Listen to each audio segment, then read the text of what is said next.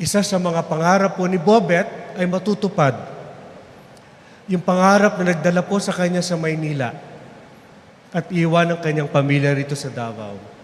Ang pangarap niya na ang kanyang mga kapatid, 6 niyang kapatid, no? Alam naman natin, kinal ko kanina, 7 po sila, 6 niyang kapatid ay bibigyan po ng Ateneo de Davao University po ng scholarship.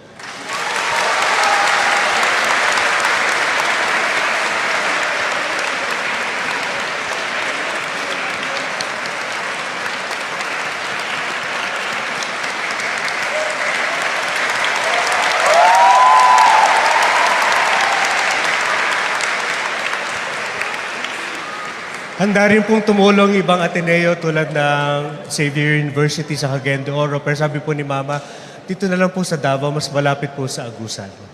Kahit saan po nila gustong pumunta. Kuya, di ba? Sabi ko sa iyo, kung gusto mo another course after criminology.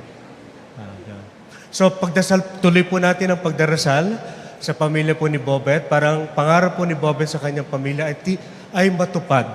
Kahit na po, sobrang lungkot po natin, wala na po siya, pero bubuhayin po natin si Bobet sa pamamagitan ng pangarap niya sa kanyang mga pinamahal sa buhay.